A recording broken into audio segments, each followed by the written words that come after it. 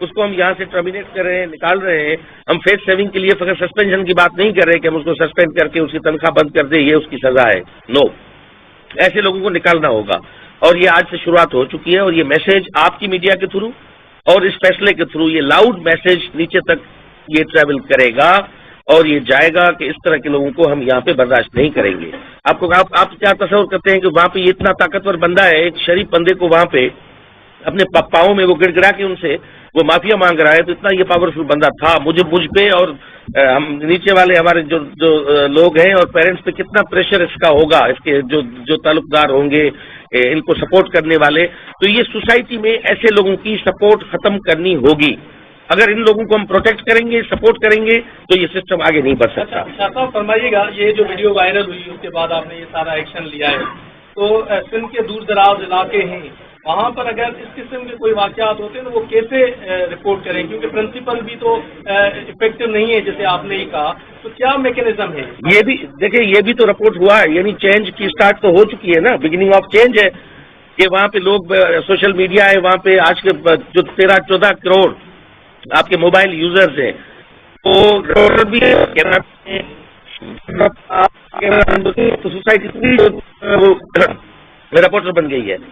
تو وہاں پہ جو بھی کیس ہوتا ہے، آپ دیکھیں کارپورل پنشمنٹ کا ایک کیس ہوا صبح 8:30 بجے، میں آفس آنے کے لیے تیاری کر رہا تھا تو میں نے ٹویٹر کھولا، پہ وہاں پہ ایک میں نے ویڈیو دیکھی جہاں پہ ایک خاتون ٹیچر جو ہے وہ بچیوں کو بلا کے ان کو مار رہی ہے، ان کو پنش کر رہی تھی.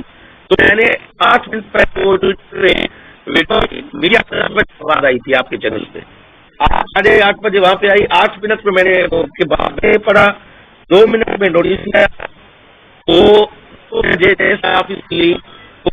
سسپینڈ ہو چکی تھی وہاں پہ.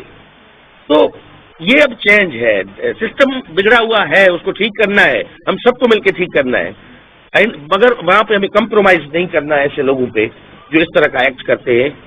اور یہ میسج ڈیفینیٹلی جائے گا، جو کوئی کالج میں بیٹھا ہوا ہے، اسکول میں بیٹھا ہوا ہے، اس طرح کا اگر واقعہ ہوگا تو اس کی سزا یہی ہوگی جو اس کے ساتھ ہوئی ہے.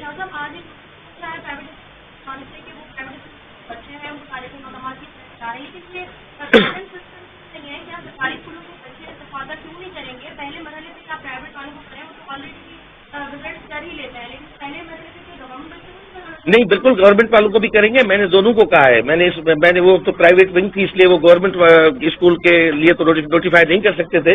انہوں نے پرائیویٹ جو ڈائریکٹوریٹ تھی انہوں نے پرائیویٹ اسکولس کو کہا ہے. باقی جو گورنمنٹ سائٹ پہ ہے ان کو بھی ہم بچوں کو لے جائیں گے، کیونکہ میرے پاس ٹورزم کی منسٹری بھی ہے. میں چاہتا ہوں ہمارے بچے جو ہیں، ہمارے تاریخ کی جو ورثہ ہے ان کی آشنائی ہو، وہاں تک جائیں.